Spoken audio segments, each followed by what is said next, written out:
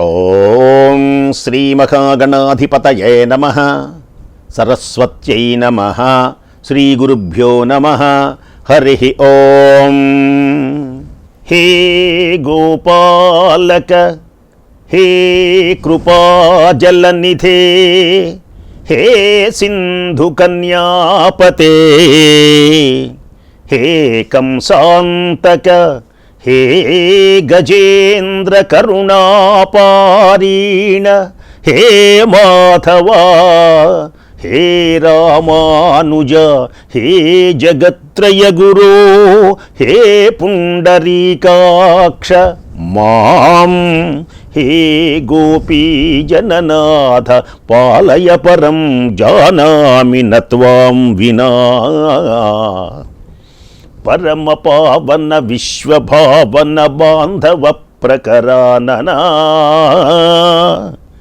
శరధి శోషణ సత్యభాషణ సత్కృపామయ భూషణ, దురితతారణ సృష్టికారణ దృష్టలోక విదారణ,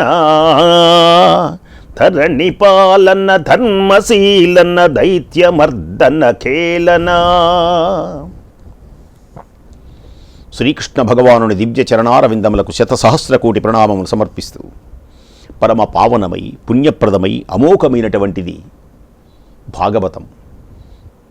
సకల శుభములు కలిగించి మోక్షమును కలిగించి శ్రీ కైవల్య పదమ్ము చేరుటకునై చింతించెదన్. మానవ జన్మ అనిత్యం, భగవంతుని యొక్క దివ్య రూపములను ఆరాధించడమే సత్యం. వాటిలో వామన చరిత్ర. బలిచక్రవర్తి అనేకమైనటువంటి బలములు పొంది దేవలోకమును ఆక్రమించాడు, దేవేంద్రుని తరిమివేశాడు. దీనికి బాధపడినటువంటి అదితి తన కుమారులు అడవుల పాలైనారని కశ్యప ప్రజాపతి దగ్గరికి వెళ్ళి వేడుకున్నది. దితి యొక్క కుమారులైనటువంటి రాక్షసులు నా కుమారులను హింసించి అమరావతిని ఆక్రమించి నా కుమారులను అడవుల పాలు చేశారు స్వామి.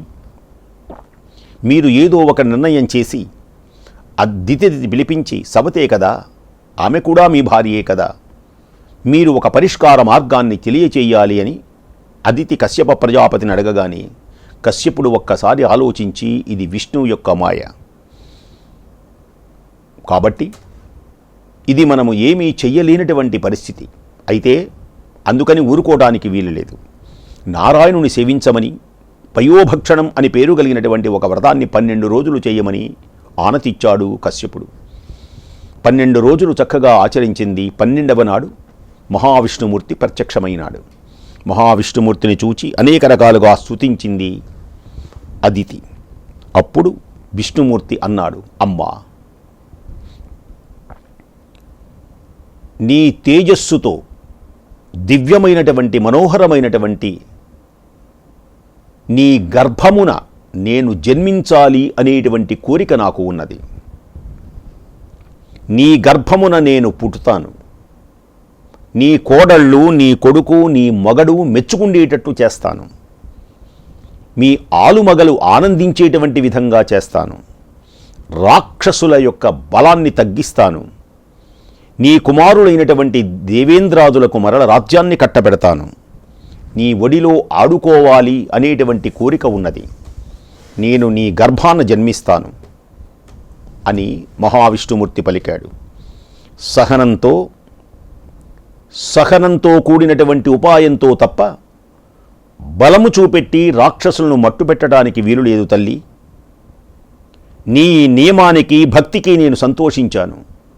ఇంద్రుడు, శచీదేవి, దేవతలు సంతోషించేటువంటి విధంగా రాక్షసులు రాజ్యాన్ని అపహరించి మరల నేను ఇంద్రునికి నేను ఇస్తాను.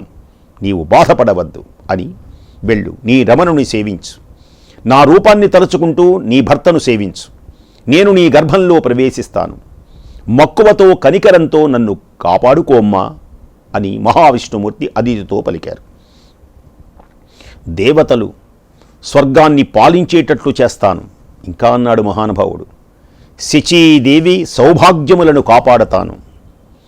రాక్షసుల యొక్క అధికారాన్ని తొలగిస్తాను. వారి ఇల్రాండ సొమ్ములను ఊడతీస్తాను. పై విధంగా భక్త విధేయుడైనటువంటి నారాయణుడు సెలవిచ్చి అదితికి దర్శనమిచ్చి మాయమైనాడు. కృతార్థులైనటువంటి అదితి సంతోషంతో తన ప్రాణవల్లభుడైనటువంటి కశ్యప ప్రజాపతిని సేవించింది. ఒకనాడు తపస్సులో ఉండినటువంటి కశ్యపునితో ఆ దివ్యమైనటువంటి ఆనంద పారవస్యంతో దాంపత్య జీవితాన్ని గడిపారు వాళ్ళు. అదితితో కశ్యపుడు అసాధారణమైనటువంటి ఆనందాన్ని పొందాడు.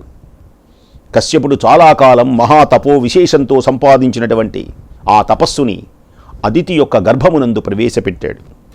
ఆమె మనస్సు చాలా ఉల్లాసమైంది, ఆనందించింది. సంతోషం ఒక నెల గడిచింది. అదితి కడుపులో క్రమక్రమంగా ద్రవ రూపంలో మెత్తని రూపం గడ్డగట్టి పిండ రూపం ఏర్పడింది. గర్భవతి అయింది అదితి. గొంతుతో పాటు తల కూడా ఆ గర్భంలో మెల్లమెల్లగా గర్భం నిలిచింది. తల ఏర్పడి గర్భము నిలిచింది. నెలత అదితి చూలాలైంది, అంటే గర్భవతి అయింది. తరువాత వరుసగా 1, 2, 3, 4 నెలలు గడిచినాయి.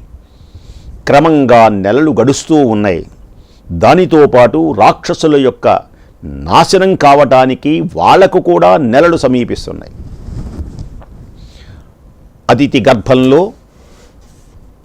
గర్భంలో అవయవాలతో కూడినటువంటి అద్భుతమైనటువంటి శిశువు గొప్ప మేఘాలు కప్పినటువంటి 10,000 సూర్య బింబాల వెలుగుతో కదలటం మొదలుపెట్టాడు శిశువు. అదితి గర్భంలో ఆనందం కలిగింది. అదితి గర్భంలో ఆ చిన్నారి శిశువు భూగోళాలు, ఖగోళాలు, సముద్రాలు, సప్తలోకాలు తన కడుపులో దాచిపెట్టుకున్నటువంటి ఆయన ఈనాడు చిన్నవాడై సన్నవాడై చిన్ని రూపంలో అందంగా అదితి గర్భంలో అణిగిమడిగి ఉన్నాడు. ఆయన గర్భంలోనే భూనభోంతరాళాలన్నీ ఉంటాయి. ఆ మహానుభావుడు చిన్నవాడై ఈనాడు అతిథి గర్భంలో అణిగిమణిగి ఉన్నాడు. క్రమంగా ఆమె గర్భవతి గదా, చిహ్నాలుంటాయి గర్భవతికి.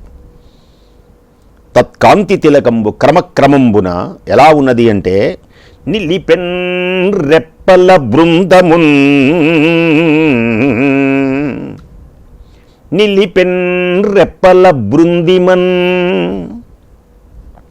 నిలిపెన్ రెప్పల బృందిమన్, విషదిమన్ నేత్రంబులన్. అతి క్రమక్రమముగా నిండు చూలాలైంది అదితి. ఆమె రెప్పలు అందంగా ఒప్పుతున్నాయి, కన్నులు నిర్మలమైనవి, స్తనాగ్రాలు నల్లబడినాయి, వడ్డాణం బిగువైంది, ముఖం తెల్లబడింది, స్తనాలు లావెక్కినాయి, పిరుదులు కూడా బరువెక్కినాయి, నడుము విస్తరించింది, మనస్సు తేలికపడింది, దేహం మహత్వాన్ని ఆవహించింది, దేహము నిండా మహత్వం పొదిగింది. ఆమెకు పెట్టుదురు నుదుట విభూతిని. ముత్తైదువులందరూ వచ్చి ఆమెకు ఏ దిష్టి తగలకుండా ఉండడానికి చక్కగా విభూతులు పెడుతున్నారు. తిలకాన్ని తిట్టారు, పట్టుబట్టల జతను కట్టారు, ఆమె గర్భానికి రక్ష కట్టారు. ఈ గర్భము ఏ విధమైనటువంటి ఏ దోషాలు లేకుండా చక్కగా పిల్లవాడిని కనాలి అని వాళ్ళందరూ దీవించాడు. విశ్వగర్భుడు అదితి గర్భంలో విశ్వగర్భుడైనటువంటి భగవంతుడు పూటపూటకు పెరుగుతున్నాడు. గర్భం బరువెక్కింది. ఆమె నీళ్లాడేటువంటి సమయం ఆసన్నమైంది. ఆ సమయంలో అదితి గర్భంలో కదలాడుతున్నటువంటి భగవంతుని ఉద్దేశించి బ్రహ్మదేవుడు ఇలా స్తుతించడం మొదలుపెట్టాడు. బ్రహ్మాది దేవతలు వచ్చారు. ఇప్పుడు నారాయణుడు ఎక్కడ ఉన్నాడు అంటే వైకుంఠంలో లేడు. ఎక్కడ ఉన్నాడు ఆయన? అదితి గర్భంలో ఉన్నాడు. హే నారాయణ, హే నారాయణ రా. త్రిభువన జయరూఢ అద్భుతమైనటువంటి స్తోత్రాలు విని తరించండి. ఈ స్తోత్రాలతో మన గృహాలు పావనమవుతాయి. హే నారాయణ, త్రిభువన జయరూఢ దేవ ఉరుక్రమ పృథులాత్మ సిపివిష్ట ప్రశ్నిగర్భ ప్రీతత్రినాభ త్రిపష్ట త్రిపృష్ట జగములకాద్యంత మధ్యంబులరయనీవా. త్రిభువన జయరూఢ దేవ ఉరుక్రమ పృథులాత్మ సిపివిష్ట ప్రశ్నిగర్భ త్రీతత్రినాభ త్రినాభత్రిపురుష్ట జగంబుల కాద్యంత మధ్యంబులు అరయనీవా జగమస్థావర జననాది హేతువు నీవా కాలంబవై నిఖిలమాత్మ లోపల ధరింతు లోని జంతుల వెల్ల శ్రోతంబులో గొను సుందరతను బ్రహ్మలకు ఎల్ల సంభవ భవనమీవ దివమునకు బాసి దుర్దశ దిక్కులేక శోకవార్ధి మునింగిన సురలకెల్ల దేల ఆధారంబు అగుచునున్న తెప్పనీవాగా. సురలకు అందరికీ కూడా శోకమనేటువంటి సముద్రంలో నుంచి దాటించగలిగినటువంటి నావవు నీవు. అతిథి గర్భంలో వర్ధిల్లుతున్నటువంటి స్వామి, నీవు ముల్లోకాలను జయింపగలిగినటువంటి వాడవు నీవు. దేవాది దేవుడవు నీవు, మహానుభావుడవు నీవు. సమస్త భువనాలను సంతోషంగా గాని నీ కడుపులో దాచుకున్నటువంటి వాడవు నీవు స్వామి. మహోన్నతమైనటువంటి మూర్తివి. ఈ లోకాలకు మొదలు నడుమ తుద అన్నీ నీవే. సమస్తమైనటువంటి వాడివి నీవే. చరాచర ప్రపంచం పుట్టడానికి కారణభూతమైనటువంటి వాడవు నీవే. కాలమై సమస్తము నీ లోపలనే ధరిస్తావు స్వామి. ప్రవాహం ప్రాణికోటికి ధరించినట్లు సమస్త జీవులను నీలోనే నిలుపుకుంటూ ఉంటావు.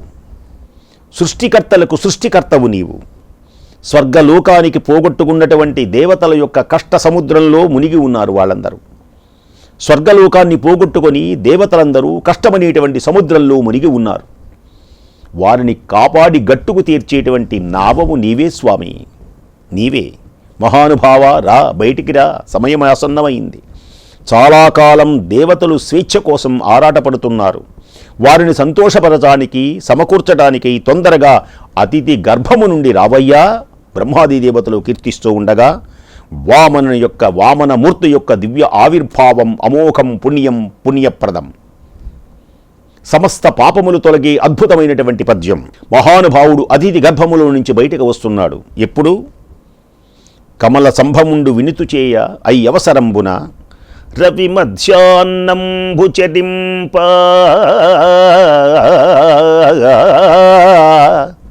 రవి మధ్యాహ్నమునం చరింప గ్రహతారా చంద్రభద్రస్థితిన్ శ్రవణ ద్వాదశి నాడు శ్రోణ నభిజిత్ సంజ్ఞాత లగ్నంబునన్ భువనాధీసుడు పుట్టే వామనగతిన్ పుణ్యవ్రతోపేతకున్ దివిజాధీశ్వరమాతకున్ పరమ పాతివ్రత్య విఖ్యాతకున్ భువనాధీసుడు వామనగతిన్ పుట్టే భువనాధీసుడు పుట్టే వామనగతిన్ పుణ్యవ్రతోపేతకున్ దివిజాధీశ్వరమాతకున్ పరమ పాతివ్రత్య విఖ్యాతకున్. మహానుభావుడు ఉదయించాడు. ఎప్పుడు? రవి మధ్యాహ్నంలో. బ్రహ్మస్తోత్రము చేసిన తర్వాత నిర్మలమైనటువంటి నియమంతో గొప్ప పతివ్రతగా పేరుండినటువంటి దేవమాత అతిథి గర్భంబున వామన రూపంలో మహావిష్ణుమూర్తి అవతరించాడు. అది శ్రవణమాసం ద్వాదశి తిథి. శ్రవణ నక్షత్రం అభిజిత్ లగ్నంలో పట్టపగలు సూర్యుడు ఆకాశంలో నట్టనడమ ప్రకాశిస్తూ ఉండగా గ్రహ తార నక్షత్రములు చంద్రుడు ఉచ్చస్థితిలో ఉన్నటువంటి సమయంలో మహానుభావుడు ఉదయించాడు. రవి మధ్యాహ్నమునం చరింప గ్రహతారా చంద్రభద్రస్థితిన్ శ్రవణ ద్వాదశి నాడు శ్రోణ అభిజిత్ సంజ్ఞాత లగ్నంబునన్ భువనాధీసుడు బుట్టే.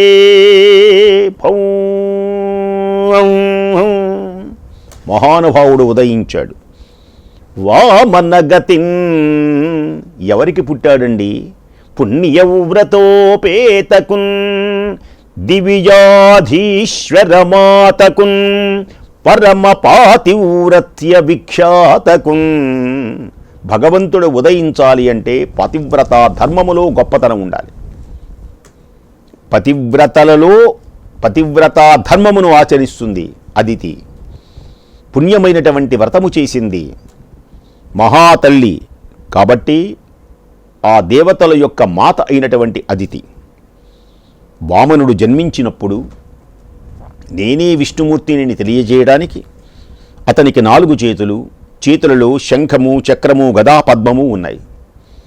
గోరోచనము రంగు వస్త్రం, మకర కుండలాలతో మెరిసేటువంటి చెక్కిళ్ళు, రొమ్ముపై శ్రీవత్సం, కమలాల వంటి కన్నులు ఉన్నాయి. తుమ్మెదలు మూగినటువంటి అందమైనటువంటి వనమాల మెడలో కదులుతున్నది. రత్నాలు కూర్చున్నటువంటి బంగారపు వడ్డాణం, బాహులు, కిరీటం, హారాలు, కాలి అందెలు కాంతులతో వెదలజల్లుతూ ఉన్నాయి. కమనీయమైనటువంటి కంఠాన కౌస్తుభమణి అత్యద్భుతంగా మెరుస్తోంది. అతని రూపం అఖిల జనుల యొక్క మనస్సులను ఆనందపరుస్తున్నది. అంతటి ఆనందముగా శంఖచక్ర గదాధారుడై శ్రీవత్సంకిత విశాలవక్షుడైనటువంటి మహానుభావుడు కౌస్తుభ మణిహారి కనిపించాడు. వామనుడు పుట్టగానే యక్షులు, గరుడులు, దేవతలు, సిద్ధులు, నాగులు చింతలు పోగొట్టుకున్నారు. ఇక మహానుభావుడు విష్ణుమూర్తి అవతరించాడు. ఈ అవతారము దేనికి? మా కష్టములు పోగొట్టడానికే. సాధ్యులు, చారణులు, ఋషులు, ఋత్విజులు, విద్యాధరులు అందరూ సంతోషించారు. సూర్యచంద్రులు కాంతులు విరజిమ్మారు. గంధర్వులు, కిన్నరులు, కింపురుషులు వాద్యం మ్రోతలతో, ఆటలతో, పాటలతో ఆకాశంలో నాట్యం చేయటం మొదలుపెట్టారు వాళ్ళందరూ. దిక్కులలో కావిరి కరిగిపోయింది, కావిరంగు కరిగిపోయింది. సప్త సముద్రాలు నిర్మలమైనవి. భూమి పులకించింది. బ్రాహ్మణులతో, దేవతలతో ఆకాశం ఒక్కసారి అలలారింది, ఆనందించింది. పొదరిళ్ళు విశేషంగా పూజల్లులు విరజల్లినై. దేవతలు కురిపించినటువంటి పూలవాన మకరంద బిందువులు అంతటా వ్యాపించినాయి. పుప్పొడులు కుప్పలతో భూభాగమంతా ఒక్కసారి నిండిపోయింది. భూమి ఆనందించింది. ఆ తరువాత వామనుని చూచి ఈ మహానుభావుడు ఇంతకాలము నా కడుపులో ఎట్లా ఉన్నాడా అని అదితి ఆశ్చర్యపడింది.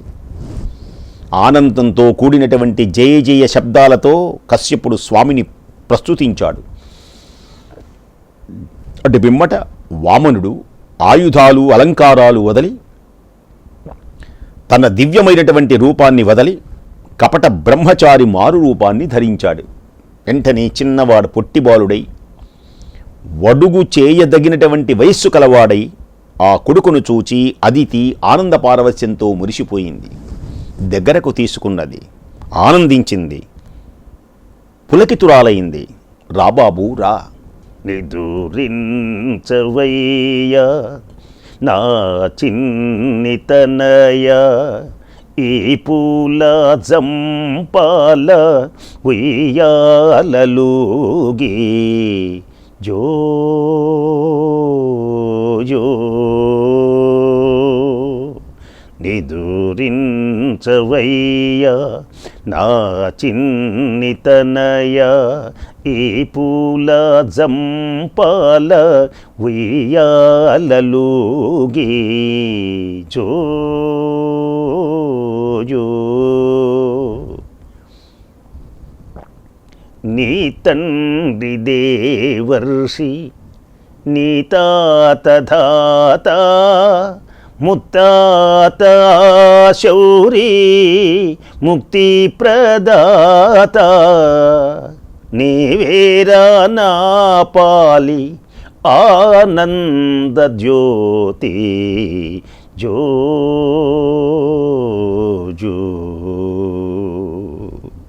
నన్ను కన్న తండ్రి, నన్ను కన్న తండ్రి, నా పాలి దైవమ, నా తపఫలంబా, నా కుమార, నాదు చిన్నివడుగా నా కుల దీపక రాగదయ్యా భాగ్యరాశి వగుచు జో జో నిదురించవయ్యా నా చిన్నితనయ ఈ పూల జంపాల ఉయ్యాలలుగి జో జో నన్ను కన్న తండ్రి నా పాలి దైవమా నా తప ఫలంబా నా కుమారా నాదు చిన్ని వడుగా నా కుల దీపక నాదు చిన్ని వడుగా నా కుల దీపక రాగదయ్య భాగ్యరాశి వగుచు.